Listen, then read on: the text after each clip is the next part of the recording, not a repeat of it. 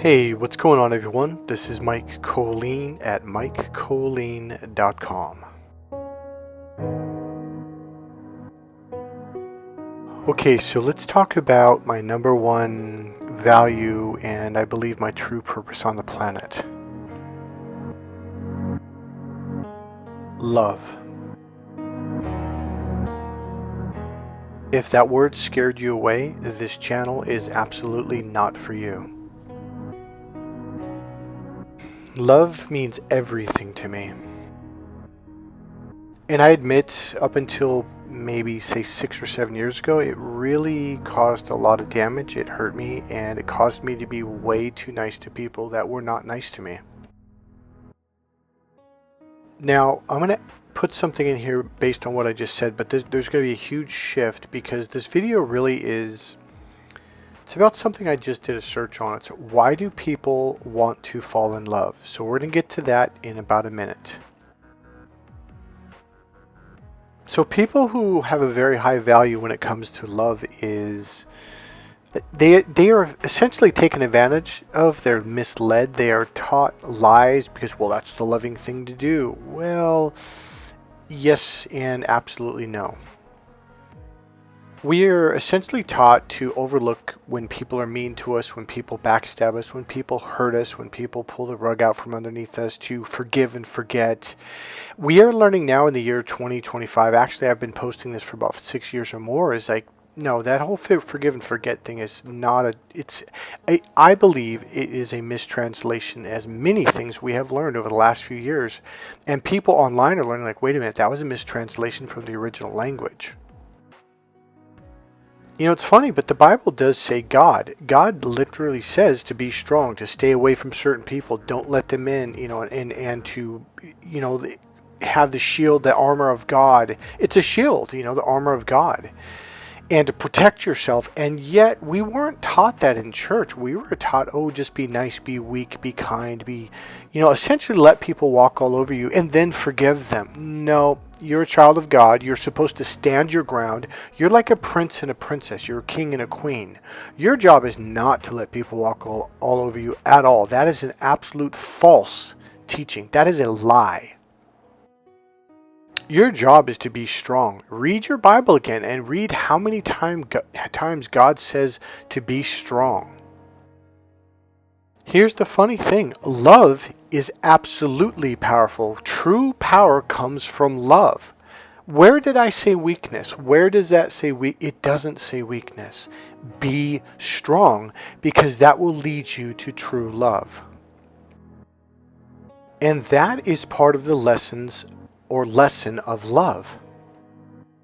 One of the things we are learning as human beings right now is self-love. Like, you can't love another person if you can't love yourself. If you don't know how to love yourself, how can you love someone else? It's impossible. It's fake. It's not real.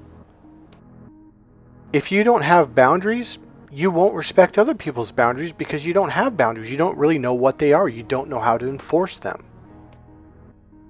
Therapeutically, people who don't have boundaries, they walk all over other people's boundaries. It's not even a lack of respect, it's a lack of awareness, a lack of knowing, a lack of, well, what's a boundary? I don't understand. Well, why? And a lot of times people are like, well, why are they mad at me? I don't understand. What did I do? They don't get it. So the best way to hit this home, as I have in the past, is if you don't have $1 million, how can you give me $1 million? If you don't have love, how can you give me love? You can't. If you don't know how to love yourself, how can you love anyone else? It's impossible. That is not real. Real love means self-respect. Real love means self-love. Love means you protect yourself when someone's rude or disrespectful to you. Period. End of sentence. Done. If you don't have that level of love for yourself, you will never receive that level of love. That's the way it works. I mean, use some common sense. If people are not loving you, if they're not respecting you, if they're not being good to you, they're not loving you. That's not love. And yet you were taught to overlook that. You were taught to explain it away, to forgive it, and to no, that's absolutely not true. Love is a two-way road. It's not one way where you love someone and they walk all over you. That's not love. One of the biggest things that we hear this a lot, but do we really learn it? Do we really understand it on a deep level? When you begin to love yourself, the only thing that you allow is other people loving you too. Because otherwise you're like, no, that's not allowed. If you loved your children, would you let other people abuse them, hurt them, take advantage of them, manipulate them? No, you wouldn't. That's not love. That's weakness. Love is strong. Lack of love is weak. Love literally energizes you and makes you strong.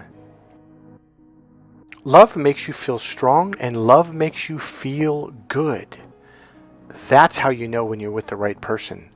That's how you know you have a good friend, because you feel good around them. You feel confident. You feel comfortable.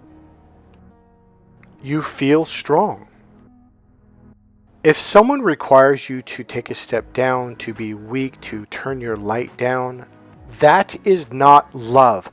People build you up. Those are the good people. If there's one thing that has stood out to me over the last 6+ years, people who truly love themselves will be good to you. That's the way it works. People who don't have self-love, they won't love you. They'll hurt you. They'll cut you down. They'll turn their back on you. They'll do all kinds of weak things. These are weak, cowardly things.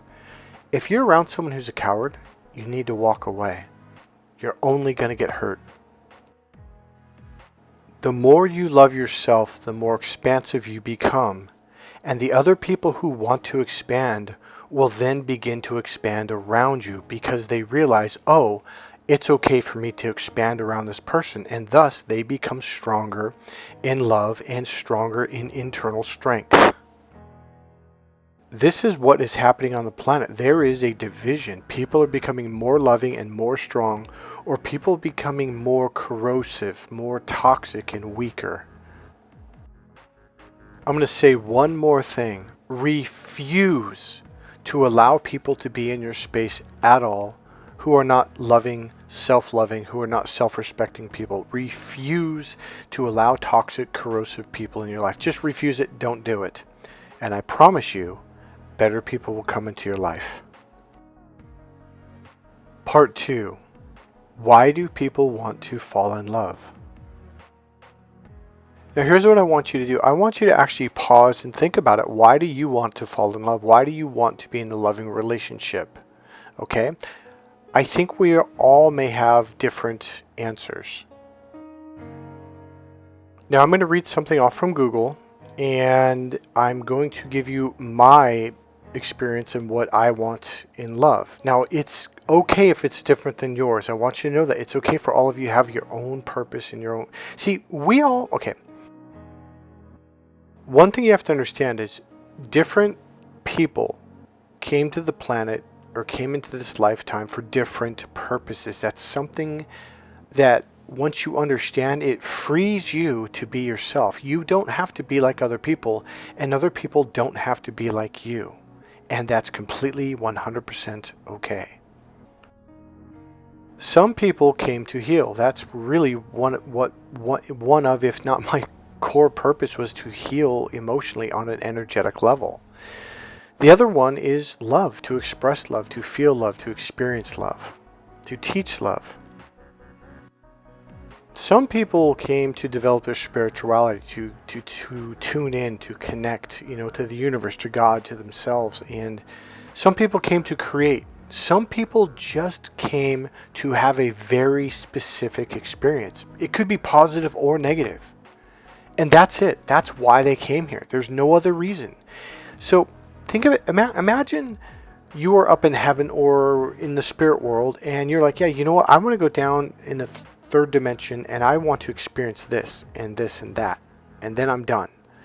It's like going to the grocery store. It's like going to the mall. People go to the mall for different reasons. Some people go to buy shoes. Some people go to buy jewelry. Some people go to get a massage. Some people go to a dentist. Some people go for just radically different reasons. Just because someone goes to the mall doesn't mean they all have the same purpose. What I'm saying is, number one, it is okay for other people to have different purposes for being on the planet. That's why I don't like to push my business or purpose onto other people. I'm like, no, this is just me, my energy. This is where I'm at. This is what I'm doing. And this is my purpose. And this is where I'm going. And if people in my life don't fit in, that's fine. They can move on. And that's not a bad thing at all. It's just like, hey, you don't fit into my thing. That's fine. Just move on. And that's something I realized with other people. I start to realize, like, oh, I don't actually fit in with their purpose or with their reason or with their, what they're here for. So that's why we don't that's why we don't click. That's why we're not, even as a friend, I realize, like, oh, this is their journey. Their journey is completely going in a different direction than mine. That's why it feels like we're pulling each other apart. It's not a bad thing. It's okay to let them go and have good, loving thoughts of them. So I'm going to ask a question again.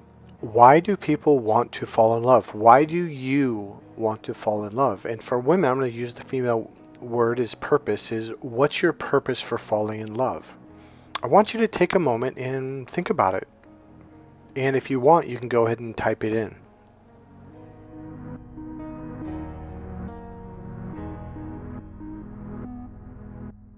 Okay, I'm going to pull up Google, or AI overview technically, but I did Google it. And I really like what this says. I'm like, yeah, this matches up with where I'm at. So people want to fall in love for a variety of reasons, including the pleasure of experiencing intense emotions and the positive neurochemical rush from hormones like dopamine and oxytocin. Beyond the initial rush, humans also seek deep emotional connection and companionship. So for me, that's where I'm at. I love emotions. I love connecting on an emotional level.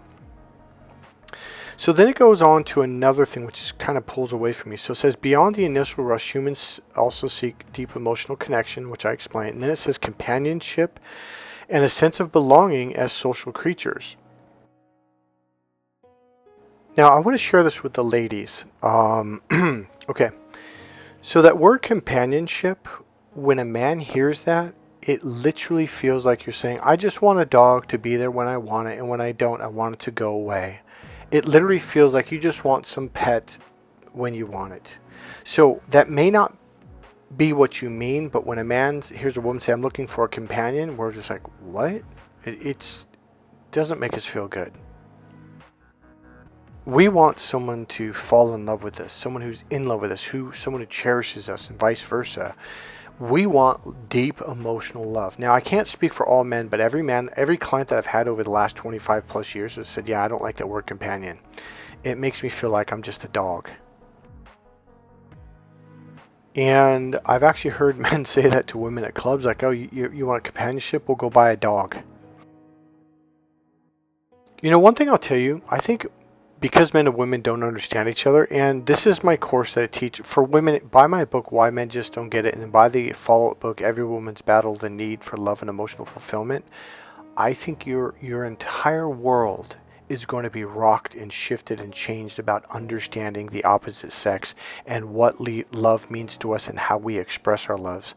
What I'm trying to say is men and women speak two different languages. We express our love and romance, meaning what's the word? Seduction or being turned on in the opposite way. We are not, it's not that we don't want the same thing.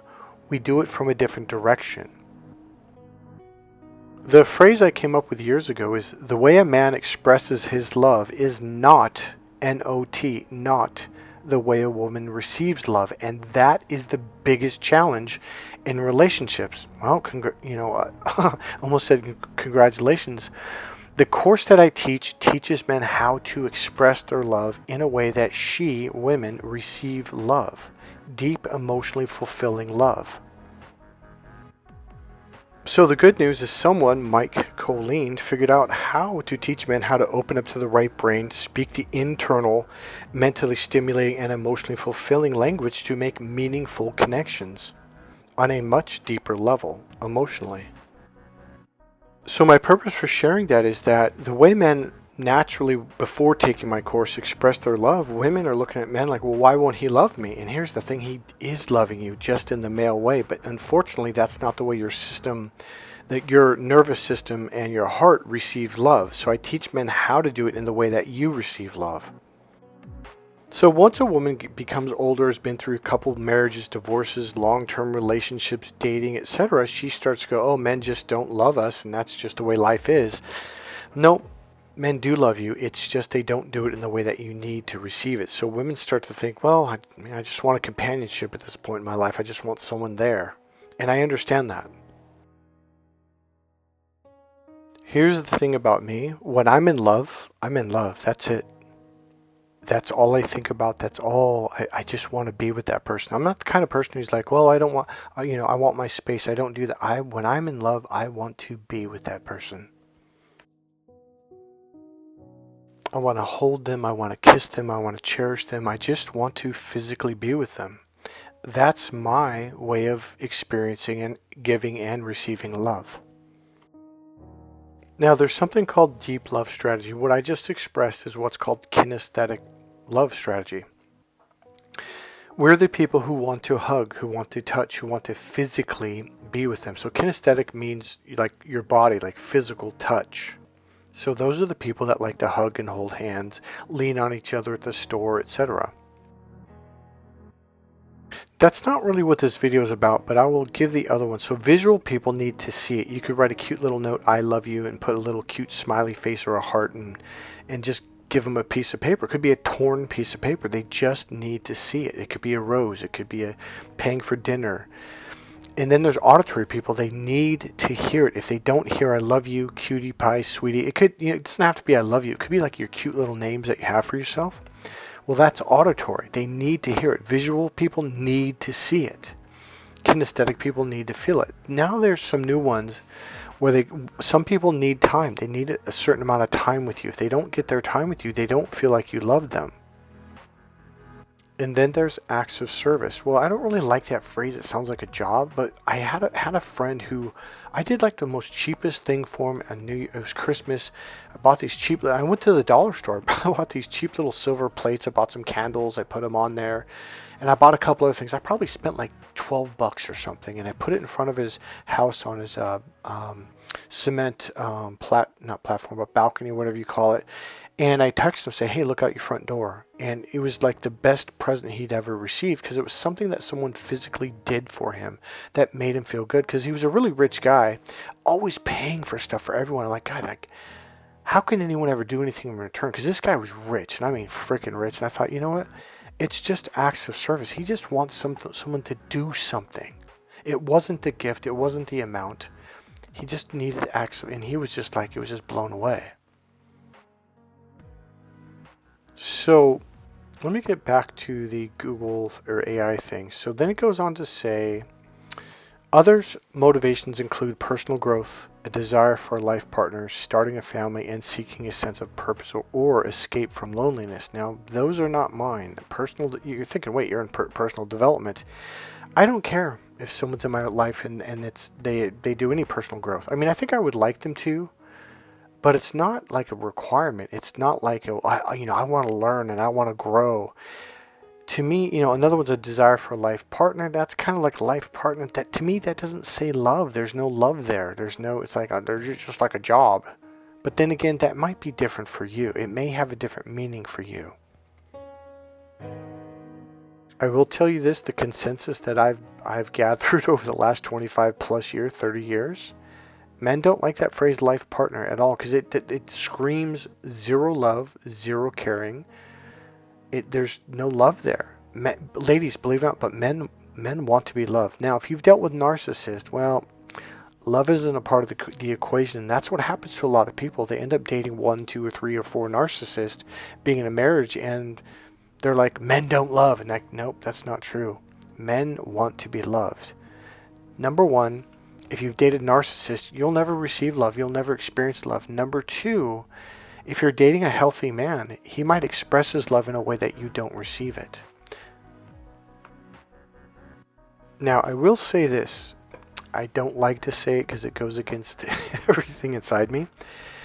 I do believe there are some people on the planet where love doesn't have anything to do with it for them. They're like, I just want a life partner because I don't want to be alone. To me, that's not love, but that's what they want. So here's the thing that you need to be vigilant. If you want love and you know, you should write down, what is love to you? How do you know when you are loved? Is it when you're hugged? Is it when they show you, they tell you, when you feel it? Is it when they do things for you, active service? They might fold your clothes, or they might cook dinner for you, or you know what I mean, something like that. Or is it time spent? Like, you need to write it down. And if the person you're dating and getting to know doesn't do these things naturally, if you have to tell them, it's going to be a job.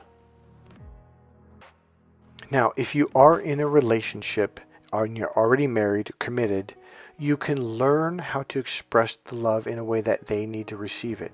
Now, this goes beyond the predicate system and what I call the deep love strategy. Okay, so back to the Google AI thing. Another reason is we are social creatures. So a lot of people, it's part of our DNA, it's part of our makeup. We are just naturally built to be with people.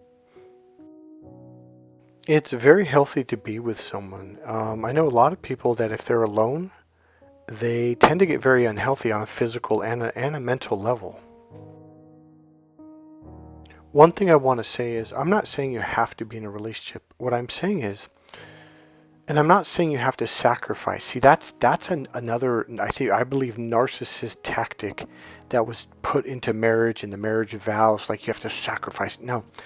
Marriage was, in my opinion, designed to help you both get more of what you want, not less. And that's a very interesting perspective that I think a lot of people don't understand or aware of. To me, when people come together, even if it's on a business level, the goal isn't to say, we're going to limit each other, we're going to hold each other back, and we're going to have less than. No. The goal is to have more. I'm going to help you make more money, you're going to help me make more money, we're going to work together to have a better life. Not the other way around. But what do you hear? Oh, you hear it from a lot of people. Oh, marriage is about sacrifice. Marriage is about sacrifice. What is sacrifice? It means cutting off, getting rid of stuff, letting go of what you want, letting go of your desires, letting go of your happiness, letting go of prosperity. That's not what marriage and coupling is about. It's about helping each other get more of what you want out of life. More happiness, more love, more goodness, more comfort, more prosperity. Maybe you want a house but you don't have it, but together we can work together to, here's a key word, support each other and get something that will support both of us and to live a better life. That is the purpose of marriage. If you have someone in your life who constantly talks about sacrificing and marriage is about sacrifice, I would get them out of your life and especially out of your marriage and or relationship fast. Their direction, their focus, the direction they're trying to turn you in is the wrong way. Don't go that way. It's going to make you very miserable. Any team that I've joined, whether it was a boxing team, kickboxing team, racing team, football, baseball, wrestling team, it was to get better, to win more, not less. I've never once heard a business associate or a coach or a teammate say, hey, let's make sure we lose today. I've never heard that, not once. So why would marriage be any different? Why? The purpose of marriage is the opposite of sacrifice. It's to gain more, to be happier, to be better, to, I'm going to even go so far as to say to learn, to develop, to just to create a better life together. That one perspective change right there, from less to more than, is what's going to make you happy in a relationship. And make sure when you get into a relationship, when you start dating someone, that you make this message clear. Have them listen to this section of this video if you have to. You would not believe the brainwashing that we are taught from a young age growing up. Not just our grandparents and miserable people and narcissists around us. It's in the movies. It's in, it's all about sacrifice. And you hear it over and over. So what happens is it becomes a belief. So you go into a marriage or relationship and you're thinking, well, it's about less than and I've got to not get what I want out of life. No, in my opinion, friendship, relationships, dating, marriage, business partnerships. It's about helping people to be more, to be happier, to prosper, to live abundantly, and to experience more happiness, joy, and love in life. Alright guys, that's it for this video. I hope this video, especially the last piece, helped you shift your perspective. If you want to learn more, please click subscribe, click the like button, go ahead and make a comment. And as always, you can make a donation to the channel either by, there's actually a PayPal link right there in the description box, or you can go ahead and buy one of my books, Why Men Just Don't Get It, Every Woman's Battle, or Cracked Female Code for Men. God bless you guys. I'll see you in the next video. Bye.